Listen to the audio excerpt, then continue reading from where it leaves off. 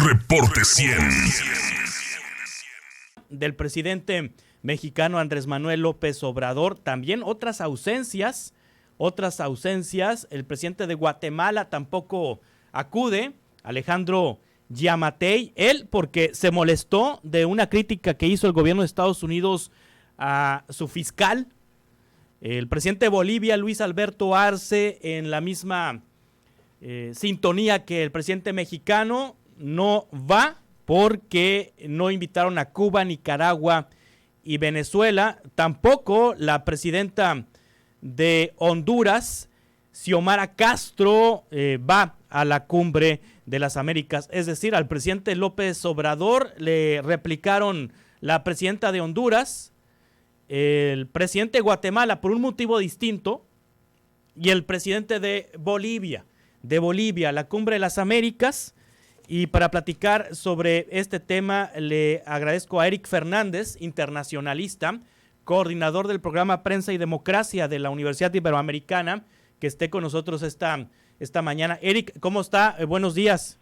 ¿Qué tal? Muy buenos días a ti, Juan Carlos, y a todos los buenos amigos allá en el norte del país. Gracias, Eric. Pues con la ausencia del presidente, ¿por qué era tan importante para Joe Biden la presencia del presidente mexicano Andrés Manuel López Obrador? Porque pues un día sí y otro también el embajador Ken Salazar estuvo en Palacio Nacional intentando convencer al presidente mexicano de que fuera a la Cumbre de las Américas más de 7, 8, 9 veces, no, ya perdí la cuenta. Cada vez que el presidente decía algo, el presidente mexicano, se aparecía Ken Salazar en Palacio Nacional. ¿Por qué era tan importante para Estados Unidos la presencia del mexicano? Como bien lo has mencionado al inicio de esta presentación, pues bueno, yo creo que los nexos y los vínculos, no solo históricos, de amistad, de conflicto, de confrontación, sino también de comercio, de movilidad, de migración, pues están presentes siempre en la relación entre México y Estados Unidos a nivel bilateral. Y este escaparate que el presidente Biden asumió en la configuración y en la organización de esta 9ª Cumbre de las Américas, pues necesitaba, pues sin duda, un acompañante, sino un aliado, al menos un acompañante, en este panorama tan especial que tiene América Latina y el Caribe en este 2022. Y es que precisamente lo que vemos no es la América Latina volcada al 100% hacia los intereses y hacia los tópicos tradicionales de los Estados Unidos, sino es una América Latina y Caribe un tanto multicromática, ¿no? En términos de política y en términos de aspiraciones.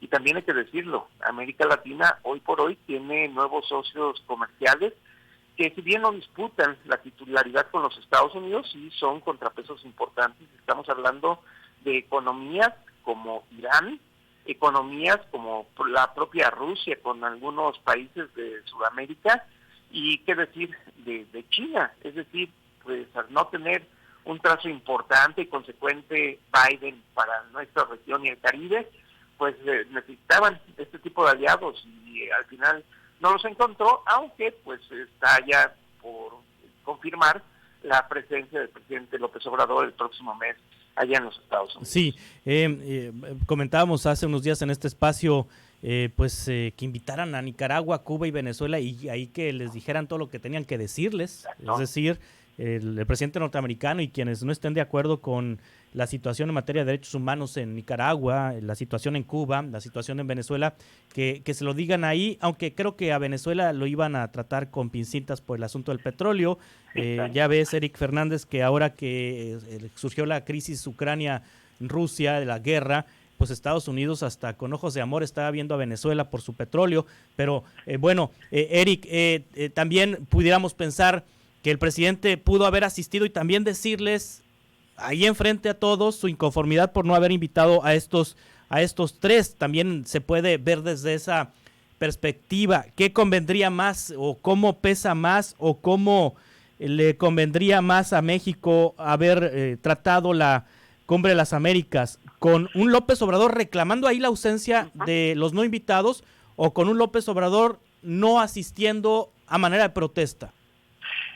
Yo creo que siempre es importante la asistencia a estos foros. Es decir, como bien mencionas, la oportunidad de decir las cosas de frente, de cara, a los ojos, siempre es importante y lo hemos visto en las anteriores cumbres iberoamericanas que tienen otra lógica, ¿no? Es decir, esas confrontaciones entre el presidente Chávez y el presidente norteamericano en turno, pues eran incluso interesantes ver las posibilidades de encuentro, incluso los distintos presidentes mexicanos ahí teniendo posiciones contrarias a algunos otros mandatarios en América Latina o los Estados Unidos, es una oportunidad interesante. Pero no hay que desaprovecharla. ¿Por qué? Porque finalmente es mejor asistir a no estar en la zona de debate de los hechos. Lo que sí es cierto es que esta novena cumbre de las Américas es una cumbre desdibujada. ¿Y desdibujada por qué? Porque los intereses de Estados Unidos y sus ojos están puestos en otras regiones del planeta. Evidentemente, la relación transatlántica, la relación con Europa y particularmente la preocupación que hay sobre la invasión de Rusia a Ucrania, pues ha llamado poderosamente la atención y los recursos de los Estados Unidos hacia aquella parte del mundo.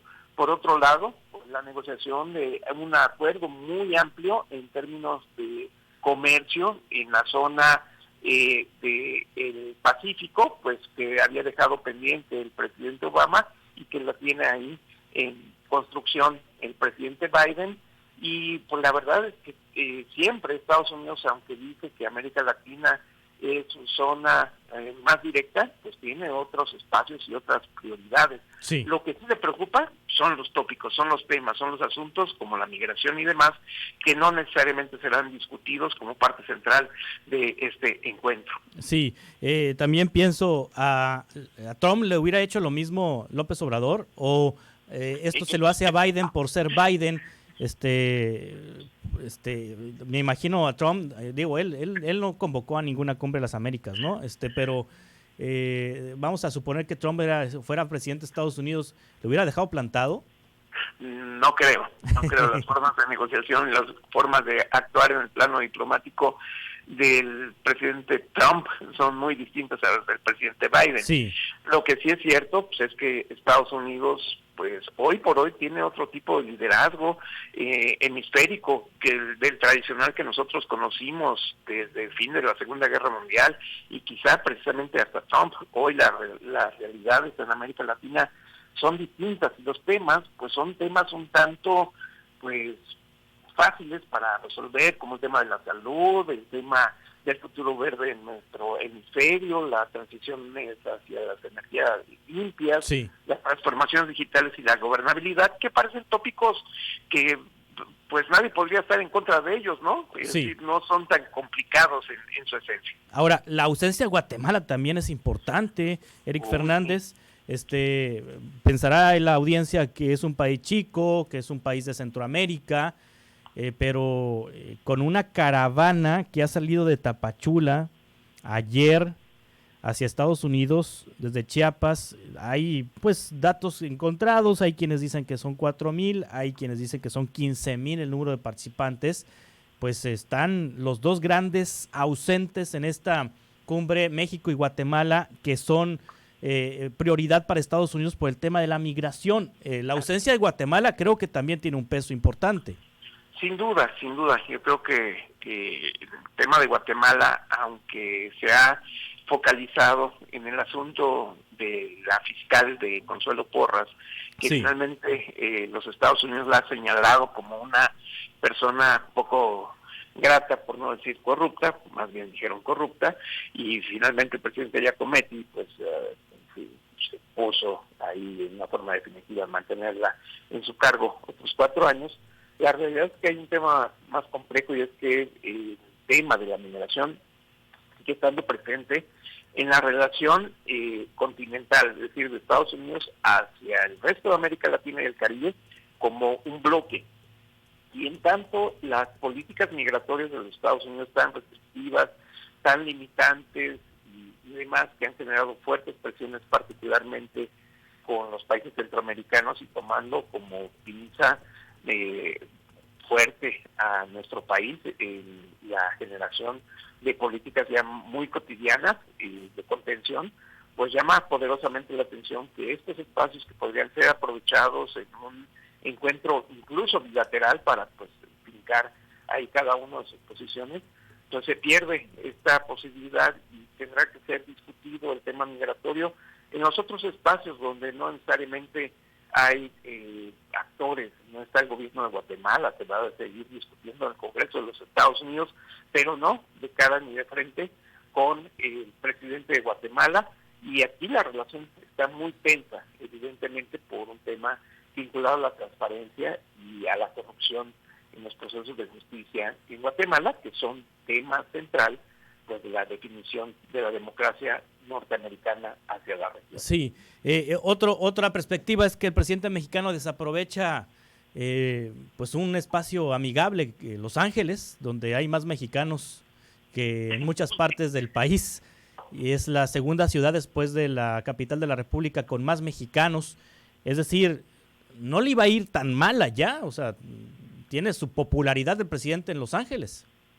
Así es, y yo creo que las muestras y las manifestaciones en contra de esta cumbre, pues se da particularmente con la comunidad mexicoamericana que conoce y que tiene una presencia política importante en todo, no solo el condado de Los Ángeles, sino en esta zona de California, que tradicionalmente ha sido una zona de trabajo, una zona de movilidad, un espacio también de sueños de muchas connacionales mexicanos que finalmente lo observan como una entrada a este país, y sin duda pues al igual que en otros momentos en las visitas recientes de López Obrador, ya sea como candidato o como presidente, pues ha tenido un público, por decirlo en términos políticos, un público favorable, es decir, con una fuerte atención a lo que dice, y eso es una oportunidad que se pierde, ¿no?